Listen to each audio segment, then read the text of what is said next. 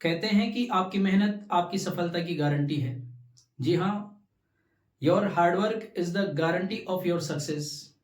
Good evening प्यारे बच्चों, एक बार फिर से आप सभी का स्वागत है आपके अपने इस चैनल पर।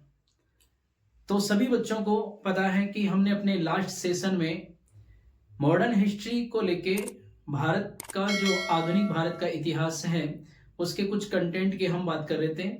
और मैं आप सभी विद्यार्थियों को बताना चाहूँगा कि ये जो कंटेंट हमने शुरू किया है, ये कंटेंट केवल एसएससी के लिए ही नहीं था। ये वो कंटेंट है, उस सिलेबस का पार्ट है जो आप एसएससी की सभी एग्जाम्स में देखते हैं। इसके अलावा रेलवे, दिल्ली पुलिस, ग्रेड और राजस्थान पुलिस जैसी भर्तियों में भी आप इन सभी टॉपिक्स से संबंधित क्वेश्चन देखते हैं। तो आप इन सभी टॉपिक्स को बिल्कुल सिक्वेंसली पढ़िएगा और अपने जो भी विचार हैं वो हमें मैसेज के जरिए पहुंचाते रहिएगा। बच्चों, आपने आधुनिक भारत के इतिहास के इस सेशन में विदेशी कंपनियों के आगमन और विदेशी कंपनियों के आगमन के बाद भारत में इन कंपनियों की जो भी गवर्नर जनरल और वाइसराय थे, उन सबसे संबंधित बातें कर ली थी। अब आगे के इस सेशन में हम बात करेंगे 1857 की क्रांति। आप लोग फटाफट से कमेंट करके ये बताइएगा कि 1857 की जो क्रांति है, इसे भारत का पहला स्वतंत्रता संग्राम किसने कहा था? कमेंट कीजिएगा, हम वेट कर रहे हैं आपके कमेंट की। और अब आगे बात करते हैं कि 1857 की क्रांति के बाद हम बात करेंगे भारतीय राष्ट्रीय कांग्रेस की। और भारतीय राष्ट्रीय कांग्रेस की स्थापना से लेकर आजादी तक का जो सफर है वो भारतीयों ने किस तरीके से पूरा किया, इसकी भी हम चर्चा करेंगे दोस्तों। अभी हमने जो लास्ट सेशन की बात की थी, उस लास्ट सेशन में हमने आपको भारत के गवर्नर जनरल और वाइसराय, इन सभी के बारे में जानकारी दी थी। आपके लिए 2-3 महत्वपूर्ण प्रश्न हैं, उनका भी आपको कमेंट करके जवाब देना है। तो जैसा कि स्क्रीन पर आप देख सकते हैं, आपके लिए 3 महत्वपूर्ण प्रश्न हैं। पहले प्रश्न की अगर हम बात करते हैं बच्चों, देखो पहला प्रश्न कहता है कि निम्नलिखित में से कौन एक भारत का प्रथम पुर्तगाली वायसराय था? तो ये जो 4 नाम आपके सामने नजर आ रहे हैं, अल्फांसो डी अल्बुकर्क, दूसरा है फ्रांसिस्को डी अल्मेडा, तीसरे की बात करते हैं डुटर्टे डे मेनेजस और चौथा आ जाता है सोरेस डी अल्बेरिया। इन चारों में से कौन व्यक्ति है जो भारत का प्रथम पुर्तगाली वायसराय घोषित किया गया था या बनाया गया था? तो इसका सही आंसर होगा Francisco de Almora. Francisco de Almora को पहला भारतीय जो पुर्तगाली वायसराय है ये घोषित किया गया था। ध्यान दीजिएगा दूसरे प्रश्न की ओर। दूसरा प्रश्न कहता है कि किस फ्रांसीसी गवर्नर के आगमन से एंग्लो फ्रेंच संघर्ष शुरू हुआ? हम बात कर रहे हैं कर्नाटक युद्ध की। आपने लास्ट वीडियो में जो भारत के गवर्नर जनरल और वाइसराय थे उनमें बात की थी कि जो कर्नाटक युद्ध है वो 3 कर्नाटक युद्ध हुए और इनका जो संबंध होता है वो होता है डुप्लेक्स से। आपके जो विकल्प दिए हुए हैं कोलबर्ट, डुप्लेक्स, फ्रैंकोइस मार्टिन और फ्रांसिस कैरन, इन चारों में से जो कर्नाटक संघर्ष या कर्नाटक युद्ध होता है, जिसे हम एंग्लो फ्रेंच संघर्ष भी कहते हैं, यह आ जाता है डुप्लेक्स के कार्यकाल में। वहीं बात करें तीसरे प्रश्न की ओर, निम्नलिखित में से किसने सती प्रथा को हमारे समाज में व्याप्त एक बहुत ही बड़ी बुराई थी जिसे दूर करने का प्रयास किया, इसे गैर कानूनी घोषित किया? किसके द्वारा इसे गैर कानूनी घोषित किया गया? विकल्प पहला है लॉर्ड डलहौजी, दूसरा विकल्प है लॉर्ड कैनिंग, तीसरा विकल्प आता है रॉबर्ट क्लाइव और चौथा विकल्प आता है लॉर्ड विलियम बेंटिंग। फटाफट से कमेंट कीजिएगा। जी हाँ, यहाँ लॉर्ड विलियम बेंटिंग की अगर हम बात करते हैं तो इनके अथक प्रयासों से ही 1829 ईस्वी में सती प्रथा को गैर कानूनी घोषित किया गया था। अनेक भारत के समाज सुधारक भी हुए हैं जिनमें राजा राम मोहन राय का नाम जो है शीर्ष पर लिया जाता है। कहते हैं कि इन्होंने लॉर्ड विलियम बेंटिंक के साथ मिलकर सती प्रथा को गैर कानूनी घोषित करवाने के लिए, समाज से इसे हटाने के लिए अथक प्रयास किए थे। आप लोगों के लिए एक और प्रश्न है, भारत का कौन सा ऐसा गवर्नर जनरल है जिसने कंपनी के प्रतिनिधि के रूप में भी कार्य किया? हम बात कर रहे हैं ईस्ट इंडिया कंपनी की, जिसने कंपनी के प्रतिनिधि के रूप में भी कार्य किया और ब्रिटिश क्राउन यानी ब्रिटेन के राजा के प्रतिनिधि के रूप में भी कार्य किया है। आप कमेंट करके बताइएगा भारत का कौन सा ऐसा गवर्नर जनरल है जिसने कंपनी प्रतिनिधि और ब्रिटिश जो सत्ता है उसके प्रतिनिधि के रूप में कार्य किया था। सभी प्यारे बच्चे क्लास से जुड़ जाइए और अपने नोट्स तैयार कर लीजिए। हम बात कर रहे हैं 1857 की क्रांति। एक छोटे से टॉपिक की बात कर रहे हैं, लेकिन अगर एग्जाम के व्यू से देखा जाए तो सभी एग्जाम्स में ये महत्वपूर्ण टॉपिक के रूप में जाना जाता है। सबसे पहले तो हम बात करते हैं कि जो 1857 की क्रांति होती है, जिसे हम भारत के प्रथम स्वतंत्रता संग्राम की संज्ञा देते हैं, तो कौन व्यक्ति था जिसने 1857 की क्रांति को भारत का पहला स्वतंत्रता समर कहा? यहां आप देख रहे हैं वीर दामोदर सावरकर, विनायक दामोदर सावरकर वो व्यक्ति हैं जिन्होंने 1857 की क्रांति को भारत की आजादी के लिए लड़ा गया पहला स्वतंत्रता संग्राम कहा। हमने इस टॉपिक के उन्हीं महत्वपूर्ण बिंदुओं पर चर्चाएं करनी है जहां से क्वेश्चन बनने के पूरे चांसेस हैं। आप देख रहे हैं कि यहां अगर 1857 की क्रांति की बात करें तो कौन कौन से बिंदु हैं जहां से प्रश्न बन सकते हैं। दूसरे बिंदु के रूप में हम देख रहे हैं कि जब 1857 की क्रांति हुई, इस समय इंग्लैंड के प्रधानमंत्री कौन थे? तो इंग्लैंड के प्रधानमंत्री थे लॉर्ड पामर्स्टन। लॉर्ड पामर्स्टन जो है 1857 की क्रांति के समय इंग्लैंड के प्रधानमंत्री रहे हैं। वहीं 1857 की विप्लव के दौरान भारत के जो गवर्नर जनरल हैं ये कौन थे? तो भारत के गवर्नर जनरल थे लॉर्ड कैनिंग। लॉर्ड कैनिंग एक महत्वपूर्ण व्यक्ति हैं जिन्होंने भारत के गवर्नर जनरल के रूप में कार्य किया है कंपनी प्रतिनिधि के रूप में, और लॉर्ड कैनिंग भारत के पहले वायसराय चुने जाते हैं ब्रिटिश क्राउन प्रतिनिधि के रूप में। एक ऐसा व्यक्ति जिसने गवर्नर जनरल और वायसराय दोनों पद पर कार्य किया है, तो लॉर्ड कैनिंग का नाम आता है। फिर बात आती है कि जब 1857 का विप्लव होता है उस समय भारत में मुगल सम्राट कौन थे? तो भारत में मुगल सम्राट थे बहादुर शाह जफर। अब बात करते हैं कि जो विप्लव की शुरुआत है, क्रांति की जो शुरुआत है वो किस तरीके से हुई। यहाँ दो प्रकार के प्रश्न बनते हैं। एक तो बनता है कि भाई व्यक्तिगत रूप में शुरुआत किसके द्वारा की गई थी? तो व्यक्तिगत रूप में जो शुरुआत की गई थी ये 29 मार्च को की गई थी। कब की थी? 29 मार्च 1857 को। 29 मार्च 1857 को मंगल पांडे जो कि बैरकपुर छावनी के एक सिपाही होते हैं, 34वीं एनआई रेजिमेंट के सैनिक हैं। 34वीं एनआई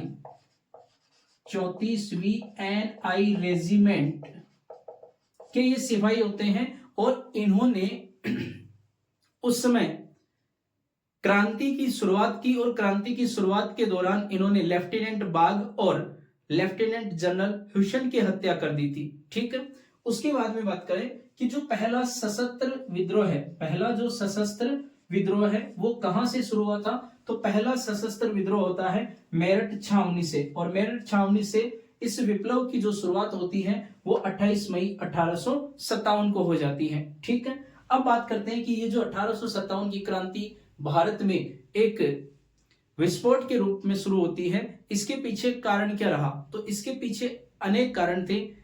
एक तो तात्कालिक कारण की हम बात करेंगे, राजनीतिक कारण की हम बात करेंगे, दूसरी ओर अगर देखा जाए धार्मिक कारण भी हो सकते हैं, राजनीतिक कारण भी हो सकते हैं। तो इन सभी कारणों में एक महत्वपूर्ण जो कारण हमारे सामने आता है यह आ जाता है क्रांति का तात्कालिक कारण।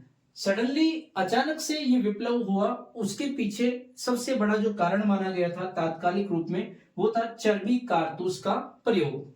गाय और सुअर की चर्बी से बने हुए जो कारतूस हैं इनका प्रयोग किया गया था ब्राउन बेस राइफल के स्थान पर। तो ब्राउन बेस राइफल के स्थान पर एनफील्ड राइफल का आगमन हो गया था, और इस आगमन के बाद में, इस राइफल के प्रयोग के बाद में सिपाहियों ने अपने धार्मिक प्रतिष्ठा को आघात माना और 1857 के विप्लव में सैनिकों ने मिलकर ब्रिटिश सत्ता का विरोध कर दिया और इस प्रकार से जन्म हो जाता है 1857 की क्रांति का। तो प्यारे बच्चों, आपको क्लास कैसी लग रही है? सबसे पहले तो क्लास को लाइक कीजिएगा और लगता है कि अच्छी क्लास है तो अपने दोस्तों में शेयर कीजिएगा और चैनल को सब्सक्राइब कीजिएगा, बेल आइकन को भी दबा लीजिए ताकि नेक्स्ट वीडियो का नोटिफिकेशन आप तक पहुंच जाए। अब हम बात करेंगे कि किस तरीके से अलग अलग कारणों से 1857 की क्रांति की शुरुआत होती है। मेरे विद्यार्थियों, अब बात आती है कि भी 1857 की जो क्रांति है, इस क्रांति के पीछे कौन कौन से कारण रहे। हमने तात्कालिक कारण के अंतर्गत देखा कि जो ब्राउन बेस राइफल है, इसके स्थान पर एक कारतूस, चर्बी वाले कारतूस का जो प्रयोग किया जा रहा था, वो तात्कालिक कारण माना गया था।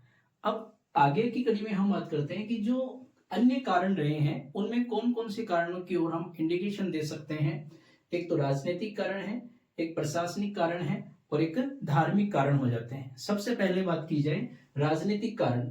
1857 के विप्लव के अंतर्गत जो राजनीतिक कारण होता है, इसमें सबसे पहला जो कारण माना गया है वो हड़प नीति या फिर व्यपगत सिद्धांत। हड़प नीति या व्यपगत सिद्धांत की अगर हम बात करें तो इस सिद्धांत का प्रतिपादन किया लॉर्ड डलहौजी। जी हाँ, लॉर्ड डलहौजी जो कि भारत के गवर्नर जनरल के रूप में कार्य करते हैं। 1848 से लेकर 1856 तक इनका कार्यकाल रहा और आपको पता हो, इन्हीं के कार्यकाल में भारत में प्रथम रेल संचालन भी होता है। भारतीय रेल के जनक कहे जाते हैं। इन्होंने भारत की जो देसी रियासतें हैं, इन देसी रियासतों को ब्रिटिश सत्ता में मिलाने के लिए एक हड़प नीति का शुरुआत की। कहें तो ये माना जा सकता है कि भी जिन रियासतों में उत्तराधिकारी नहीं थे, उन रियासतों को अब हड़प नीति के अंतर्गत ब्रिटिश शासन में सम्मिलित किया जाएगा। और इस कड़ी में अगर देखा जाए तो सबसे पहले लॉर्ड डलहौजी के द्वारा सबसे पहले सतारा जो रियासत है, इस सतारा रियासत को 1848 में ब्रिटिश सत्ता में मिलाने के लिए प्रयास किया गया। वहीं पर उदयपुर रियासत की अगर हम बात करते हैं तो वर्ष 1852 में, इसके बाद में झांसी की अगर बात की जाती है तो 1854 ईस्वी में, और नागपुर रियासत की बात करते हैं तो 1854 में। ये सभी जो रियासतें हैं, ये हड़प नीति के अंतर्गत या फिर व्यपगत सिद्धांत के अंतर्गत ब्रिटिश साम्राज्य में मिला ली गई। उसके बाद में बात आती है दूसरी सहायक संधि की नीति, और सहायक संधि नीति का प्रतिपादन करने वाले हैं लॉर्ड वेलेजली। अच्छा प्रश्न है, पहले भी पूछा जा चुका है कि सहायक संधि का प्रतिपादन किसने किया, तो सहायक संधि के प्रतिपादन करने वाले हैं लॉर्ड वेलेजली। लॉर्ड वेलेजली ने हैदराबाद, मैसूर और अवध रियासतों को सहायक संधि के अंतर्गत ब्रिटिश साम्राज्य में मिलाने का प्रयास किया। हैदराबाद में निजाम अली, और निजाम अली को लगभग 1798 ईस्वी में सहायक संधि के अंतर्गत ब्रिटिश साम्राज्य में मिलाया गया। वहीं मैसूर की बात करें तो 1799 में कृष्ण राव के साथ में सहायक संधि नीति की गई। और अवध के शहादत अली की बात की जाती है तो वर्ष 1801 में सहायक संधि के अंतर्गत इन सभी रियासतों को ब्रिटिश साम्राज्य में मिला लिया गया। ठीक है, तो इनको मिलाने के विरोध में यहां पर विद्रोह होता है, जिसे हम 1857 की क्रांति के कारण के रूप में पढ़ रहे हैं। अब बात आती है कि भी 1857 की क्रांति के लिए प्रशासनिक कारण कौन से थे। प्रशासनिक कारणों में अगर हम बात करें तो एक तो था कि जो भी ब्रिटिश उच्च प्रशासनिक पद थे, तो इन सभी उच्च प्रशासनिक पदों से भारतीयों को वंचित रखा गया। उच्च प्रशासनिक जो पद थे, उच्च प्रशासनिक पदों से भारतीयों को वंचित रखा गया। भारतीयों को वंचित रखा गया, यह भी एक महत्वपूर्ण कारण था 1857 की क्रांति का। दूसरी ओर अगर देखा जाए तो जो भारतीयों की भागीदारी रही उसे जातीय श्रेष्ठता के आधार पर तोला गया। भारतीयों की भागीदारी, भारतीयों की भागीदारी में जातीय श्रेष्ठता, भारतीयों की भागीदारी में जातीय श्रेष्ठता, ये भी एक कारण हो जाता है 1857 की क्रांति में। अब बात करें तो बात आती है कि भी कौन कौन से धार्मिक कारण हैं जिनकी वजह से 1857 का विप्लव जो है वो जोर शोर से बढ़ता है। तो धार्मिक कारण के अंतर्गत एक तो आता है ईसाई धर्म स्वीकार करने पर पैतृक संपत्ति में हिस्सा दिया जाएगा, यानी भारतीयों को ईसाई बनने पर मजबूर किया जा रहा था। ईसाई धर्म का प्रचार, ईसाई धर्म का प्रचार एक तो कारण था ईसाई धर्म के प्रचार को लेके कि अगर कोई भारतीय ईसाई धर्म स्वीकार करता है तो उसे उसकी पैतृक संपत्ति से वंचित नहीं किया जा सकता। यानी कुल मिलाकर बात करें, भारत में ईसाई धर्म का प्रचार प्रसार करना था। दूसरी ओर देखा जाए तो पदोन्नति और शिक्षण संस्थान में प्रवेश पर प्राथमिकता, पदोन्नति और शिक्षण संस्थान में प्रवेश पर अगर ईसाई धर्म स्वीकार किया जाएगा, अगर ईसाई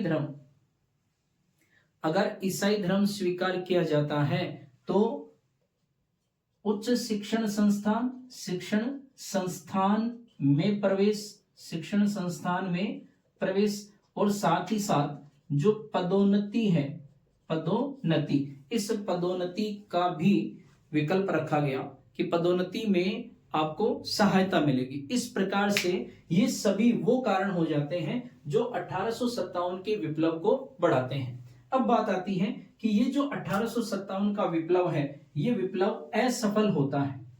ये 1857 का जो विप्लव है, इस विप्लव की अगर हम बात करते हैं तो ये असफल क्यों रहा, असफलता के पीछे कारण की अगर हम बात करते हैं तो असफल क्यों रहा, इसके पीछे सबसे बड़ा जो कारण था वो था योग्य और सुनियोजित नेतृत्व का अभाव।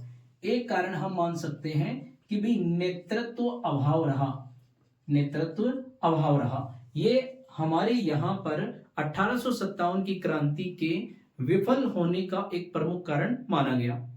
वहीं दूसरी ओर अगर देखें तो 1857 के विप्लव की असफलता में हमारे जो भारतीय शासक रहे, यहाँ की जो रियासतों के शासक थे, उनका अंग्रेजी समर्थन, भारतीय जो शासक हैं, इन भारतीय शासकों द्वारा अंग्रेजों को सहयोग, ये दो महत्वपूर्ण कारण माने गए हैं जिनकी वजह से 1857 की क्रांति उतनी सफल नहीं हो पाई जितनी सफलता के लिए इन्होंने आगाज शुरू किया था। ठीक है, इस प्रकार से दोस्तों हमने बात कर ली है 1857 की क्रांति के कारणों की। अब आपको बताएं कि भी इस 1857 की क्रांति के अंतर्गत कुछ पुस्तकें भी लिखी गई थी। जैसे हम बात करते हैं विष्णु भट्ट गोडसे के द्वारा माझा प्रवास, विष्णु भट्ट गोडसे के द्वारा माझा प्रवास एक पुस्तक लिखी जाती है। वहीं पर 1857 सुरेंद्र नाथ सेन के द्वारा लिखी हुई एक प्रमुख पुस्तक हो जाती है। इसके बाद अगर हम बात करते हैं तो great rebellion, the great rebellion, ये एक अन्य पुस्तक है जिनके रचनाकार हो जाते हैं अशोक मेहता। इस प्रकार से ये 1857 का जो विप्लव है वो पूर्ण होता है। आपको क्लास कैसी लगी प्लीज कमेंट करके बताइएगा। कमेंट में कंजूसी ना करें और क्लास अगर अच्छी लग रही है तो अपने दोस्तों तक शेयर करें। मिलते हैं एक नेक्स्ट क्लास में नेक्स्ट कंटेंट के साथ। तब तक के लिए जय हिंद, जय भारत।